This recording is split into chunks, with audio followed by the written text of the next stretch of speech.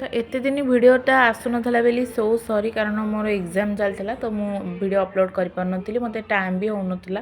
तो यहाँ थिला पुराना वीडियोटा जितेबले वर्षा होता तो मु कॉलेज जीवार थिला तो मु पळेइथिली आ केते वर्षा होता आपण मानकर सेठी भी वर्षा होची कि ना आपण माने मते कमेंट बॉक्स रे निश्चिंत कहबे।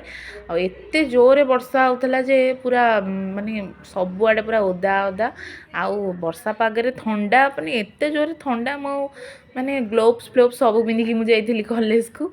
तो फाइनाली मुझे टिके पहुँची गली कॉलेज रे पहुँची सारा पर मोर से किसी एडमिट कार्ड हेरिका आनिबार थिला और एग्जाम भी थिला।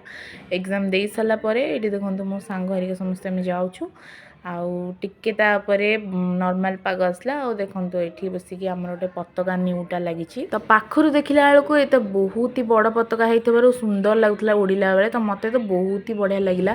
तो तापर ये आसला बेलू आम बाहर बसलु मो सांग हेरिका समस्ते।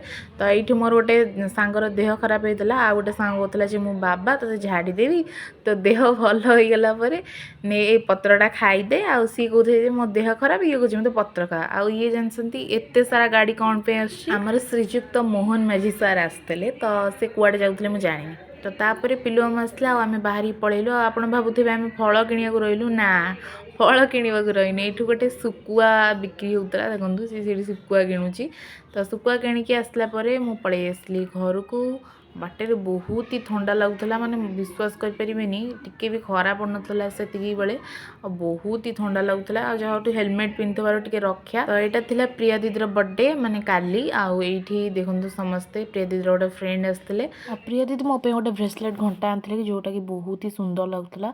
आउ देखो सांग जिते आसते तो सी केमती कहते मुझे प्रिपेयर होगी मुझे देवी बोली तुम वीडियो कर तो से घंटाटा एक्चुअली बहुत ही क्यूट होता है खास कर पैकेजिंगटा भी मतलब बहुत ही सुंदर लगे।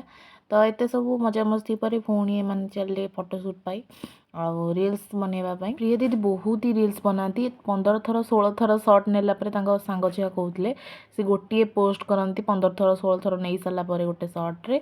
तो तापर आम केक कटिंग सारापर ये खाई देलु से नॉनवेज बिरियानी था मोर भेज रोल था आउ तापर केक खाई वीडियोटा को एंड करवा। वीडियो भल लगे लाइक सब्सक्राइब कर दे बाय।